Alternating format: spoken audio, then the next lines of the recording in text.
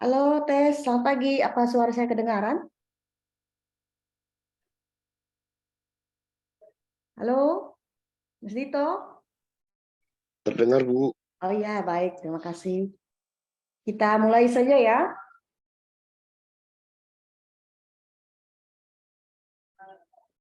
Mas Dito, korek? Ya, connect. Ya. Oke, kita mulai ya. Ya. Oke. Assalamualaikum warahmatullahi wabarakatuh. Salam sejahtera untuk kita semua. Selamat pagi. Shalom. Waalaikumsalam. Salam. Yang terhormat Dekan dan Wakil Dekan Sekolah Pasca Sarjana Universitas Tribuana Tunggadewi Malang, yang kami hormati Ketua Himpas Unit 3 Malang, yang juga kami hormati narasumber kita pada pagi hari ini, Mas Fadil. Selamat pagi, selamat bertemu. Yang juga kami hormati audiens kalian yang boleh bergabung bersama kita pada pagi hari ini, dan juga yang sama kami hormati pendukung acara kita pada pagi hari ini, yang didukung oleh Bakul Tani, Dito Aditya Channel, dan juga penerbit IRDH. Puji dan syukur kami panjatkan kehadirat Tuhan Yang Maha Kuasa atas perkenanannya kita bisa berkumpul bersama pagi ini dan kegiatan yang diselenggarakan oleh Himpas Unit 3 Malang, dan juga selamat datang kepada narasumber kita, selamat bergabung bersama kami pada pagi hari ini. Sebelum kita memasuki acara selanjutnya, saya mengundang kita semua untuk meminta perkenanan Tuhan bersama-sama dengan kegiatan kita pagi hari ini, sehingga sekiranya kegiatan ini bisa dilancarkan. Kita ambil waktu 2 menit untuk kita sama-sama berdoa menurut agama dan keyakinan kita masing-masing. Kita berdoa.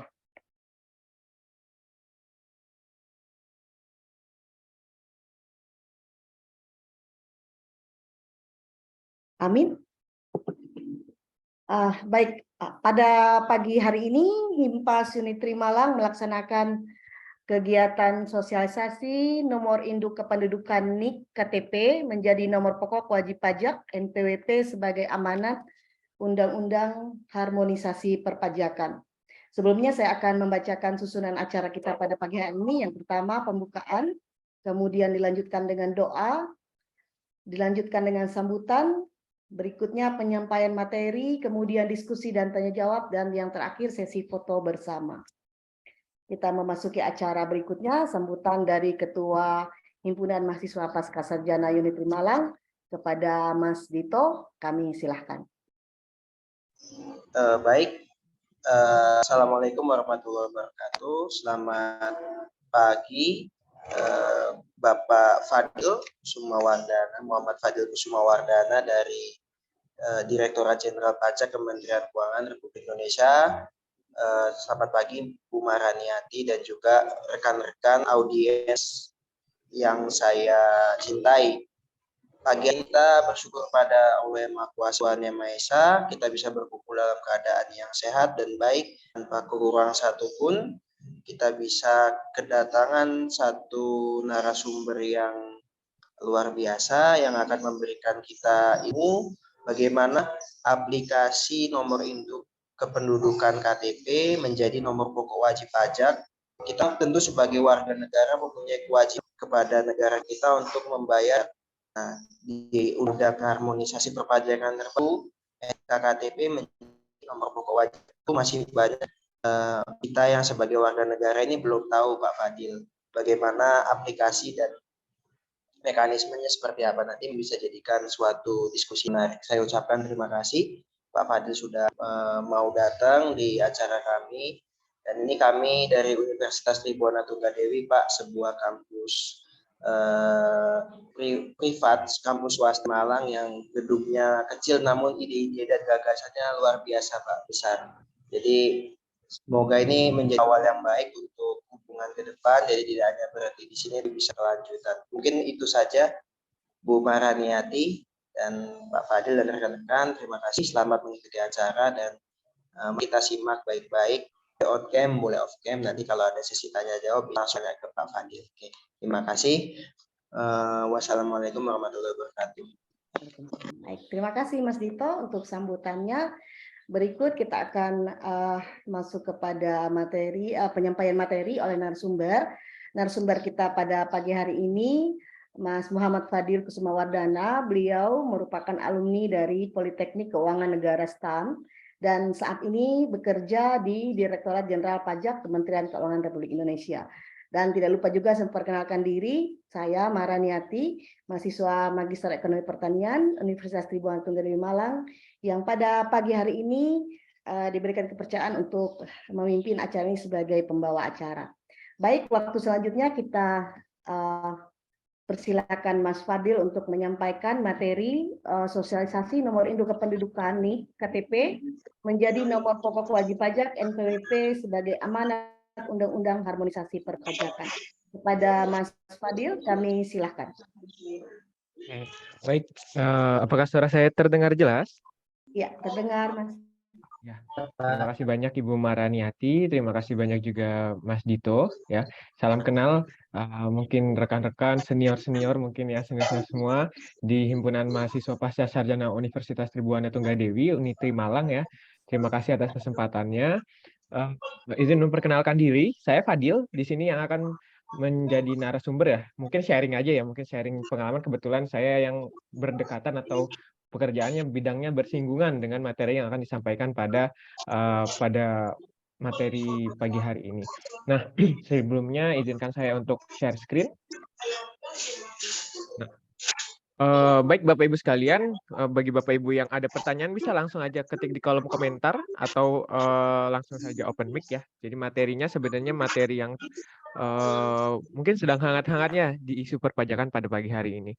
Seperti yang kita tahu, mungkin di UU nomor 7 2021 atau UU Harmonisasi Perpajakan, Bapak Ibu, salah satunya ada pengaturan yang menyebutkan bahwa saat ini akan dilakukan unifikasi gitu ya, unifikasi antara NPWP khususnya untuk orang pribadi dengan nomor induk kependudukan. Nah, atas amanat tersebut sudah ada peraturan pelaksanaannya, yaitu di Peraturan Menteri Keuangan atau PMK nomor 112 tahun 2022 tentang NPWP bagi WPOP orang pribadi, badan dan instansi pemerintah. Mungkin masih banyak yang bertanya-tanya, gimana nih kalau badan kan nggak punya NIK, gimana kalau misalnya dia orang asing gitu ya, yang nggak ada NIK-nya sama sekali, atau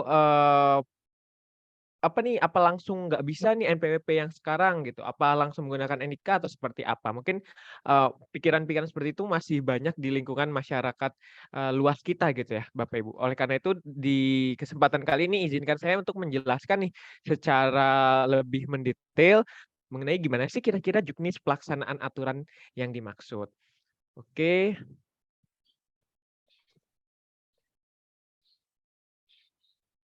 Oke. Nah, ini seperti yang kita sebutkan tadi, sebenarnya aturannya itu ada di UU HPP ya, nomor 7 tahun 2021. Tapi mengapa sih kita perlu ini? Yang pertama terkait dengan aspek keadilan dan kepastian hukum. Karena kalau kita misalnya bicara NPWP, belum tentu semua orang Indonesia punya NPWP gitu. Nah, tapi kalau kita bicara masalah NIK, tentunya setiap orang Indonesia yang lahir di Indonesia dan merupakan warga negara Indonesia pastinya mempunyai NIK karena kita harus buat KTP gitu kan ya. Oleh karena itu dari sisi hukum itu lebih adil karena setiap orang nanti akan memiliki tanggung jawab yang sama. Tapi apakah orang yang punya NIK pasti dikenai kewajiban melakukan membayar pajak misalnya atau melaporkan SPT?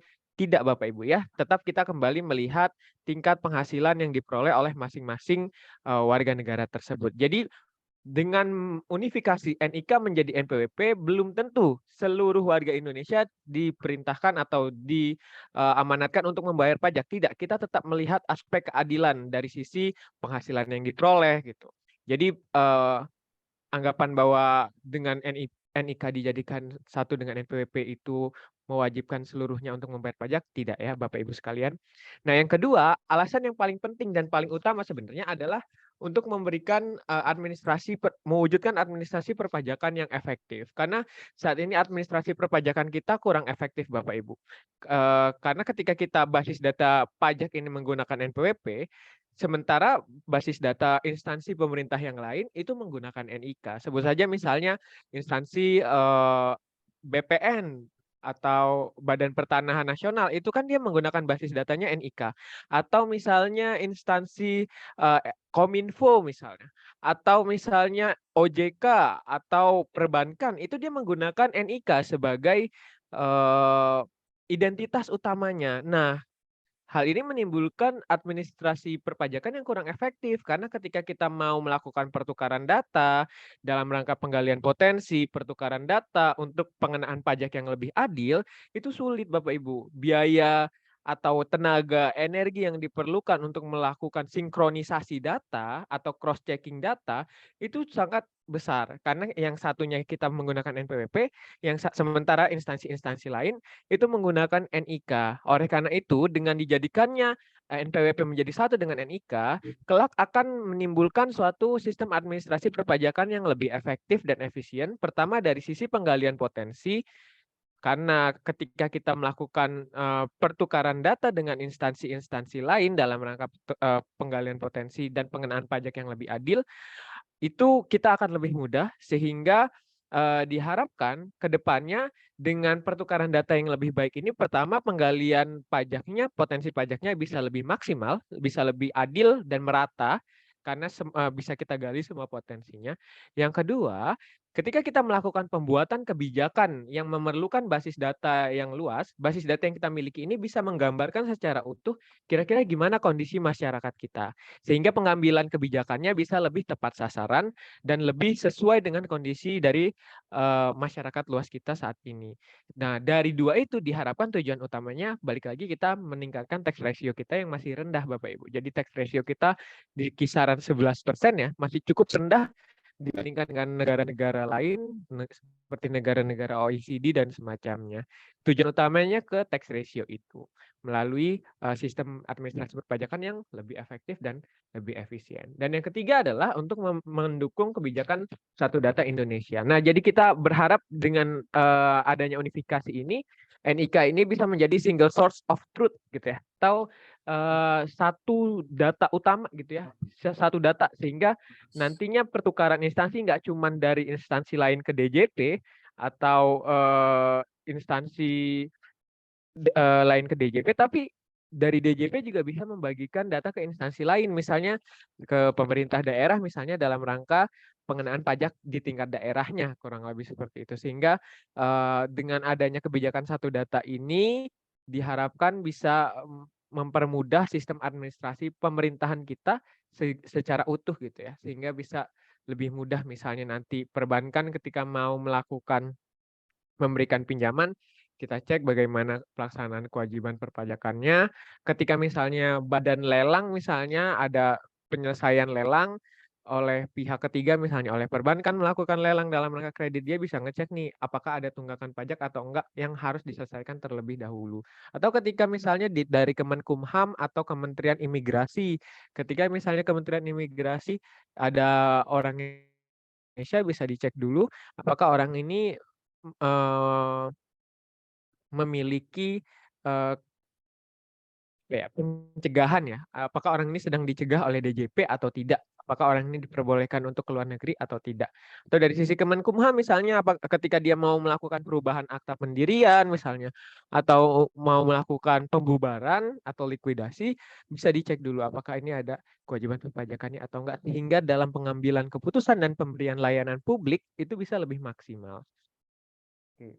Nah, pertanyaannya, terus gimana nih dengan badan atau misalnya orang luar negeri gitu ya yang nggak punya NIK gitu ya.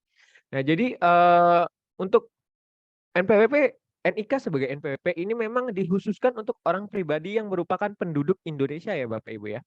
Pertanyaannya gimana untuk yang badan atau orang asing gitu ya. Untuk badan dan orang asing ini kita menggunakan 16 digit angka. Nah, 16 digit angka ini dengan NPWP badan yang ada saat ini kan 15 digit angka ya Bapak Ibu ya. Nah, jadi cukup ditambahkan 0 di depannya. gitu ya. Jadi 16 digit angka. Jadi untuk badan, instansi pemerintah atau orang pribadi yang bukan penduduk Indonesia, mereka cukup menambahkan 0 di NPWP 15 digitnya sehingga itu sudah sah menjadi NPWP 16 digit. Gitu ya. Jadi ditambahkan 0 di angka pertama. Nah,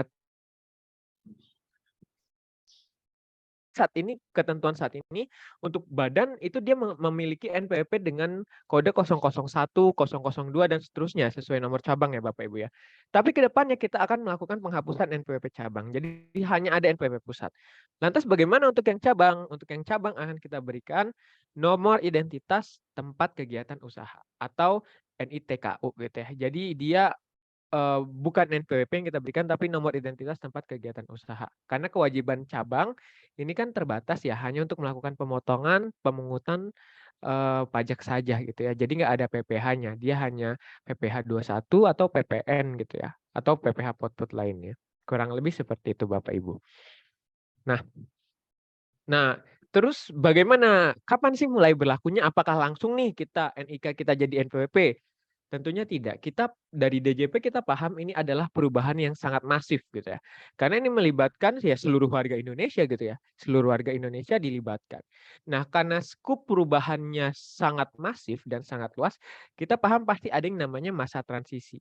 Di mana kita nggak bisa langsung menerapkan suatu kebijakan plek ketiplek langsung berubah, nggak bisa. Oleh karena itu, dari DJP sendiri menetapkan adanya suatu masa transisi. Nah, untuk ketentuan berlakunya NIK sebagai NPWP itu sebenarnya sudah berlaku sejak 14 Juli 2022. Tapi karena masifnya perubahan dan skup kebijakan yang diambil, maka kita menetapkan suatu masa transisi, yaitu masa dari 14 Juli sampai dengan 31 Desember 2023. Artinya apa? Artinya dari sampai dengan 31 Desember 2023, Bapak Ibu tetap bisa menggunakan NPWP dengan format 15 digit, NPWP dengan format lama tetap bisa digunakan dalam pelaksanaan administrasi perpajakan. Jadi NPWP Bapak Ibu yang lama, yang masih kartunya mungkin masih yang lama gitu ya, itu masih bisa digunakan sampai 31 Desember 2023 gitu. Jadi kita ada batas waktu sampai akhir tahun ini nih untuk menggunakan NPWP dengan format yang lama. Nah, setelah itu per 1 Januari 2024 baru seluruh layanan administrasi sudah menggunakan NPWP dengan format baru, yaitu NIK untuk orang pribadi penduduk, atau untuk badan dan juga orang pribadi bukan penduduk kita menggunakan NPWP 16 digit dengan menambahkan angka 0 di depannya, dan cabang kita menggunakan NITKU. Kurang lebih seperti itu, Bapak Ibu sekalian. Nah,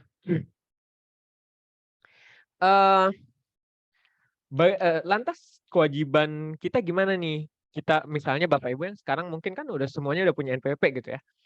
Nah, untuk wajib pajak lama yang udah ada kewajiban untuk NPWP, itu Bapak Ibu sekarang saat ini nih mumpung lagi anget-angetnya nih ya karena mau pelaporan SPT tahunan juga 31 Maret gitu ya. Bapak Ibu bisa melakukan pemadanan data gitu ya, pemadanan dengan data kependudukan. Caranya gimana? Nanti ada di aplikasi pajakonline.go.id, di aplikasi yang sama dengan aplikasi yang Bapak Ibu gunakan ketika Bapak Ibu mau lapor pajak. Ya, nanti jelasnya ada di slide berikutnya. Nah, dengan melakukan validitas data ada beberapa kemungkinan hasil. Ya, jadi kalau misalnya hasilnya bisa jadi valid, bisa jadi belum valid. Belum valid itu juga nanti ada beberapa kemungkinan. Nah, untuk Bapak Ibu yang belum valid dan tidak melakukan perubahan data, ya, NPWP-nya hanya bisa digunakan sampai dengan 31 Desember. Artinya memang kita kasih masa peralihan untuk pemadanan ini hanya sampai 31 Desember. Kalau Bapak Ibu tidak melakukan perubahan data, ya, nanti NPWP mulai 1 Januari 2024, NPWP Bapak Ibu tidak bisa digunakan lagi.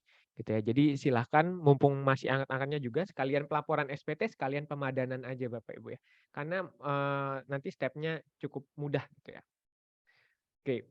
Nah, terus gimana untuk instansi badan nih ya? Tadi kan orang pribadi penduduk. Gimana kalau yang badan dan orang pribadi bukan penduduk? Bapak Ibu cukup menambahkan angka 0 aja ya. Angka 0 di depan NPWP lama sehingga menjadi formatnya 16 digit ya. Jadi untuk yang badan, instansi pemerintah atau orang pribadi bukan penduduk cukup ditambahkan angka 0 saja di depan NPWP yang lama. Nah, untuk cabang ini nanti gimana nih untuk yang cabang? Untuk cabang nanti akan diberikan nomor identitas tempat kegiatan usaha (NITKU) oleh Direktorat Jenderal Pajak secara jabatan. Jadi tidak perlu melakukan apa-apa, nanti akan dikasih gitu ya. Ini nomor identitas tempat kegiatan usaha Bapak Ibu untuk yang NPWP cabang gitu ya. Nah, untuk batas waktu penggunaan NPWP format lama ini ada kemungkinan diperpanjang di aturannya, dapat diperpanjang oleh Direktur Jenderal Pajak atas nama Menteri Keuangan. Jadi kita tetap melihat situasi kondisi, apakah sudah memungkinkan di 31 Desember nanti kita untuk go selanjutnya dengan NPWP format baru atau belum. Kalau memang belum, nanti ada kemungkinan bisa diperpanjang. Gitu ya. Oke, kurang lebih seperti itu. Nah, terus untuk Bapak Ibu yang misalnya nih belum punya, baru buat NPWP nih, atau baru mau daftar NPWP gimana? Nah, untuk Bapak Ibu yang baru daftar baru daftar setelah PMK 112 ini ya, setelah 14 Juli 2022 kemarin ya, NIK-nya akan langsung secara otomatis diaktifasi sebagai NPWP, tapi kita tetap ngasih NPWP format 15 digit.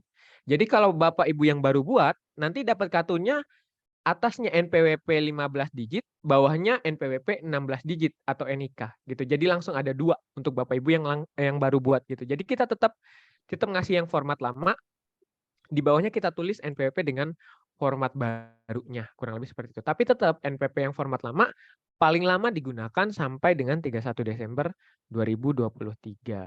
Kurang lebih seperti itu. Nah, untuk WP baru yang berbentuk badan, instansi pemerintah dan orang pribadi bukan penduduk, gimana? Kita langsung ngasih NPWP dengan format 16 digit. Nah, tapi kalau misalnya orang pribadi tersebut mau menggunakan NPWP dengan format 15 digit atau format yang lama, tetap bisa, tinggal dihapus aja angka 0 di depannya. Jadi kita ngasih kartunya itu udah 16 digit, tapi kalau dia mau menggunakan format lama, dia tinggal menghapus angka 0 di depan aja. Itu adalah NPWP dengan format lama, format 15 digitnya. Kurang lebih seperti itu. Nah, terus kalau untuk yang NPWP cabang gimana? Ya, jadi NPWP cabang intinya kita sama ya. NPWP cabang pun kita sudah kasih format yang baru, yaitu nomor identitas tempat kegiatan usaha, tapi kita tetap kasih NPWP format lama, format 15 digit. Gitu. Tapi untuk yang NITKU ini, nomor identitas tempat kegiatan usaha ini, meskipun sudah diberikan, tapi baru akan digunakan secara efektif itu 1 Januari 2024. Gitu ya. Jadi untuk yang cabang, khusus cabang, untuk yang format NPWP format lama itu tetap digunakan sampai dengan 31 Desember 2023. Jadi NITKU-nya baru berlaku secara efektif atau digunakan secara efektif di 1 Januari 2024. Kurang lebih seperti itu Bapak Ibu ya. Oke. Nah, ini intinya format lama masih bisa Bapak Ibu gunakan sampai dengan 31 Desember 2023 ya. Nah, terus apa yang harus dilakukan oleh kita nih? Gimana cara kita kalau kita mau melakukan validasi data gitu ya? Apa yang harus dilakukan? Bagi Bapak Ibu yang mau melakukan validitas data, ya, validitas data itu bisa dilakukan dengan di website pajak.go.id, website yang sama yang Bapak Ibu gunakan untuk melakukan pelaporan SPT. Nah, gimana caranya? Caranya, jadi langkah validasinya kurang lebih seperti ini Bapak Ibu. Bapak Ibu masuk ke situs DJP pajak.go.id-nya. Ya. Nah, nanti Bapak Ibu masuk ke menu, Bapak Ibu login yang menggunakan NPWP 15 digit, masukkan kata sandi kode keamanan. Nah, setelah itu Bapak Ibu masuk ke menu profil ya Bapak Ibu. Sorry, bentar saya ada annotate. Oke. Ya, masuk ke menu profil ya Bapak Ibu ya. Di sini saya nggak bisa nyoret-nyoret nih. Masuk ke menu profil ya. Intinya di sini masuk ke menu profil. Nah, nanti di menu profil itu akan ada tampilan NIK Bapak Ibu ya. Jadi ada di menu profil itu nanti ada tempat memasukkan NIK. Ya. Nah, di situ Bapak Ibu cukup masukkan saja NIK sesuai KTP. Ya. masukkan NIK sesuai KTP, lalu Bapak Ibu klik cek validitas. Gitu ya. Sudah masukkan NIK sesuai NPWP, cek validitas. Ya. Nah, nanti di situ kita akan melakukan pengecekan validitas NIK sebagai NPWP. Nah, kalau misalnya hasil dari dari cek validitas itu valid, maka udah Bapak Ibu tinggal klik OK aja, udah selesai gitu ya. Mudah sekali. Jadi tinggal Bapak Ibu profil, klik profil, masukkan NIK di kolom NIK, Bapak Ibu cek validitas. Kalau misalnya hasilnya valid, oke, aman, Bapak Ibu sudah melakukan validasi data NIK. Kurang lebih seperti itu. Tinggal klik ubah profil saja gitu ya, ubah profil. Setelah ubah profil, tinggal klik ya, selesai ya. Validitasnya udah selesai. Nah, terus gimana kalau misalnya ternyata hasilnya ada beberapa kemungkinan hasilnya perlu klarifikasi gitu ya. Perlu klarifikasi. Kalau misalnya hasilnya perlu klarifikasi, Bapak Ibu saya sarankan untuk datang langsung ke KPP terdekat gitu ya. KPP wajib pajak KPP yang menaungi Bapak Ibu. Nah, setelah itu Bapak Ibu biasanya kalau perlu klarifikasi itu disebabkan beberapa kemungkinan Bapak Ibu. Entah format NIK-nya berbeda dengan Dukcapil ya, bisa jadi karena ada titik koma atau sehingga memerlukan klarifikasi. Nah, jadi intinya penyebab NPWP Bapak Ibu atau NIK Bapak Ibu ketika melakukan validitas data itu perlu klarifikasi karena adanya perbedaan data dengan Dukcapil gitu ya. Perbedaan data dengan Dukcapil sehingga menyebabkan